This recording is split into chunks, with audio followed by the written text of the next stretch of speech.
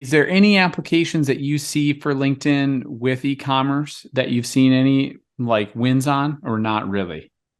Um, Not a ton. I'm actually speaking at an e-commerce conference about LinkedIn.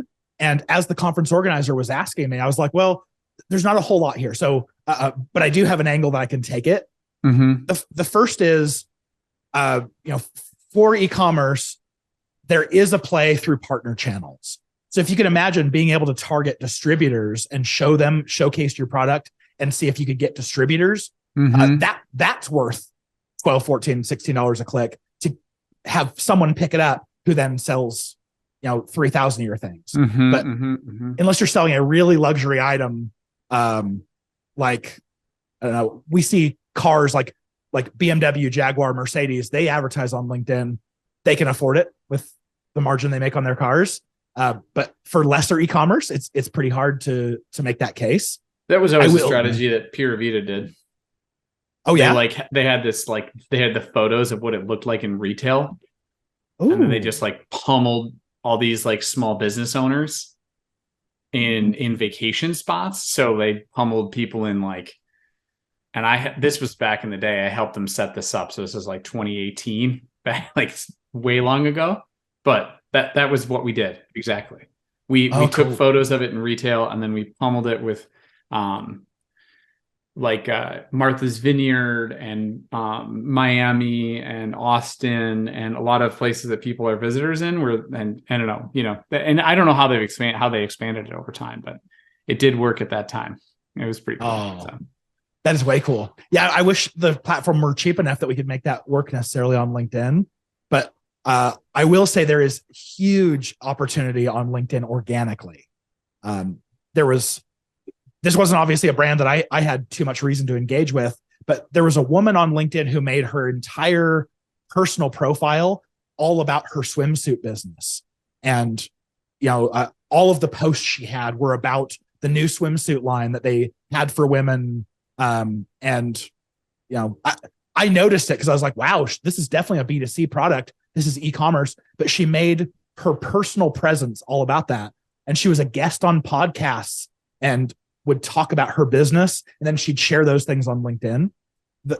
The piece that I don't think everyone understands about LinkedIn organically is it's the easiest network to go viral on, as long as you're not underage and look good in a thong.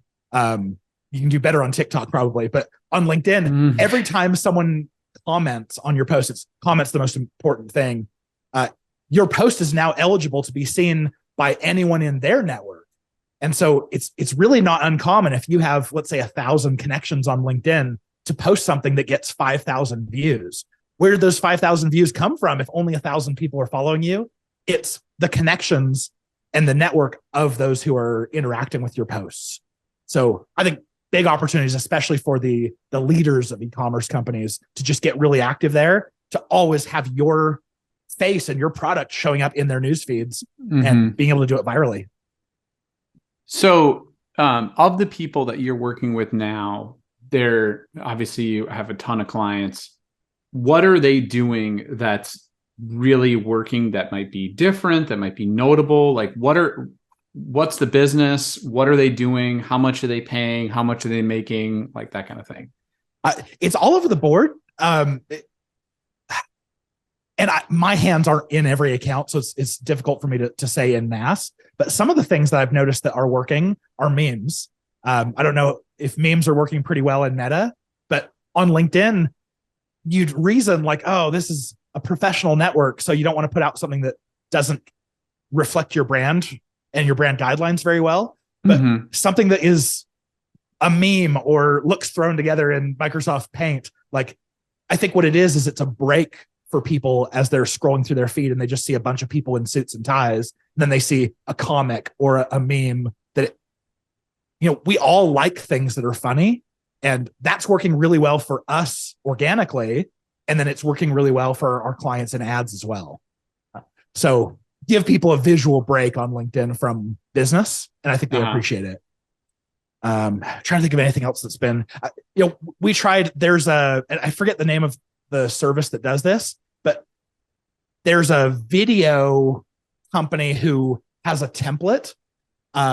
that you can install as a video ad inside of any ad platform. So they had some for LinkedIn where, a monster comes on screen and smashes something, or, the logo flies around or something like that.